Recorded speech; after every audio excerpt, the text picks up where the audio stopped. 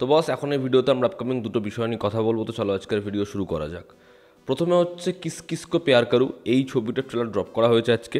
আমি ট্রেলারটা অনেকক্ষণ আগেই দেখেছিলাম, কিন্তু আমার না সত্যি কথা বলতে ট্রেলারটা দেখে কিছু মনেই হয়নি।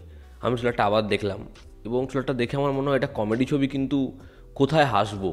এবং এমন একটা ছবি যেই ছবিতে কপিল শর্মা বাদে যাদেরকে কাস্ট করা হয়েছে ম্যাক্সিমাম হচ্ছে ইনস্টাগ্রাম থেকে পপুলার হওয়া, এবং কমেন্টেও ছবির ট্রেলার এসছে, কমেন্টও এই কমেন্টেই পড়েছে যে রিল দেখে সিলেক্ট করেছে।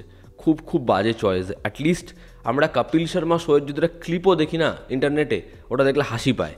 মানে যখনই আসে এন্টারটেন করে। এই নেটফ্লিক্সে কপিল শো বলি, দেখো মজা লাগবে। অ্যাটলিস্ট যে লুক অ্যান্ড ফিল সেটাও অনেক অনেক বেটার। এবং এখানে যেরকম লুক অ্যান্ড ফিল যেরকম দেখতে লাগছে, আমি একদম মজা পাইনি। ট্রেলারটা দেখো, ট্রেলারটা হাসাতেই পারে না সেরকমভাবে। হ্যাঁ, কপিল দু একটা জায়গায় চেষ্টা করে, কিন্তু ওই মজাটাই ক্রিয়েট হয়নি। এবং ট্রেলারটা যখন শুরু হয়, আসরানিজিকে দেখার পরে এত ভালো লাগে। আমি পরে ভূত বাংলাতেও রয়েছে, হায়ওয়ানেও রয়েছে, সেগুলো তার শেষ ছবি।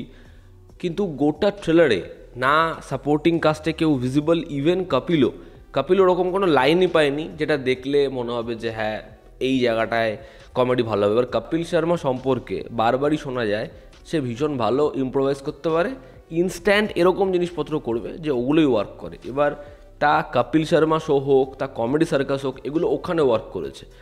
ইভেন তার একটা ছবি এসেছিলো জুইগি আট্টো বলে, আমি নামটা যদি খুব ভুল না বলি, সেখানেও তার পারফরমেন্স ভালো ছিল। কিন্তু এখানে মনে হয় লাইন্স কিছু লেখাই হয়নি।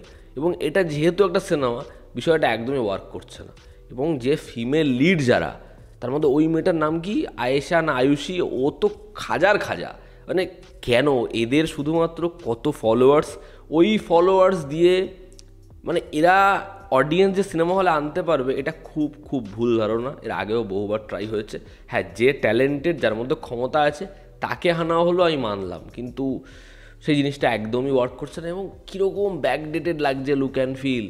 আব্বাস মাস্তান তারা আগের পার্টটা ডিরেক্ট করেছিল, এবার তারা প্রডিউস করছে। আব্বাস মাস্তান তো বহুদিন ছবি বানাচ্ছেই না, ভালো কথা, তারা বয়সও হয়েছে, তারা একসময় খুব ভালো ভালো ছবি বানিয়েছে। কিন্তু এই যে লুক অ্যান্ড ফিল, যতগুলো সিকোয়েন্স আসছে দেখলে মনে হচ্ছে কি ফ্যাকাশে জিনিসপত্র। আগের বারের ছবিটাও আমি পুরো কমপ্লিট করিনি, তবে ওটা মনে হচ্ছিল আমার এর থেকে বেটার। আর ওই একই ফ্ল্যাট, 3টে ব্যালকনি, 3টে বউকে রাখা, যা জিনিসপত্র, এই পোষায়নি। এবার যেটা বিষয় সেটা হচ্ছে তেরে ইশক মে ভার্সেস ধুরন্ধর, এবং এটা একটা বড় বাওয়াল লাগতে চলেছে। এই 28 তারিখ শুক্রবার দিন তেরে ইশক মে ছবিটা আসছে। এবার তেরে ইশক মে যে থিয়েটারে, যে সিঙ্গেল স্ক্রিন থিয়েটারে নেওয়া হবে 2 সপ্তাহ, সেই সিনেমা হলগুলো অন্য কোনো ছবি নিতে পারবে না।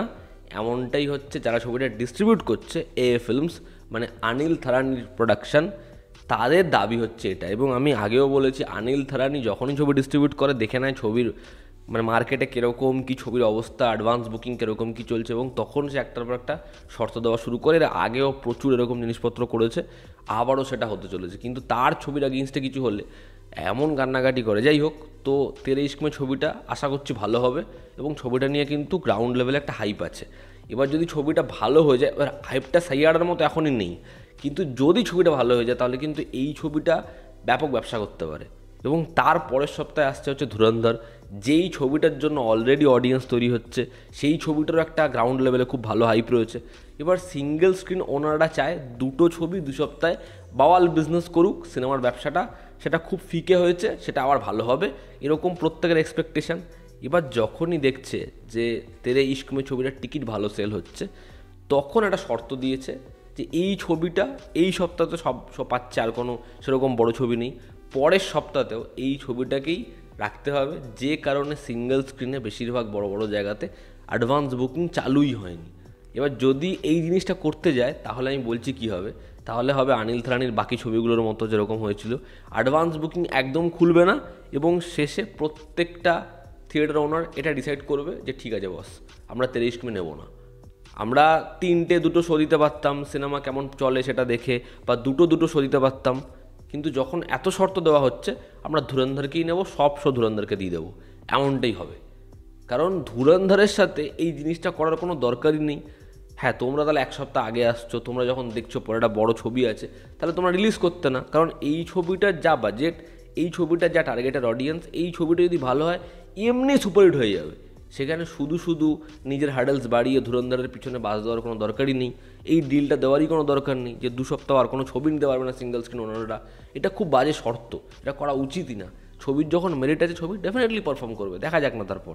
তো এই নিয়ে বচসা শুরু হয়েছে, যদি এটা আজকেও সলভ না হয় তাহলে ম্যাক্সিমাম সিঙ্গেল স্ক্রিনে এই ছবিটার কালকেও বুকিং চালু হবে না। দেখার সেটা কোন পরিস্থিতিতে যায়। তো এই ছিল আজকের ভিডিওতে, তোমাদের কি অপিনিয়ন জানিও। জনতা আমাদের পাশে আছে, আবার দেখা হচ্ছে, টেক কেয়ার।